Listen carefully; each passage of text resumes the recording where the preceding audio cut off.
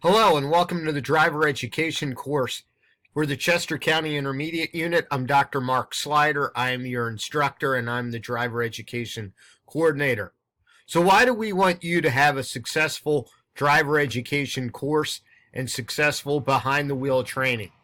It is because for days like today, it is snowy, it is cold, and we care about you.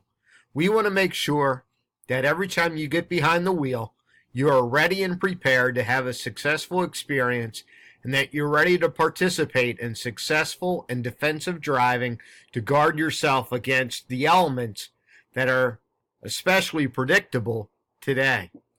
So our intention, our goal is to make sure you have the best learning experience possible and that you can enjoy the pleasures of driving and the privileges of driving no matter what the weather conditions are.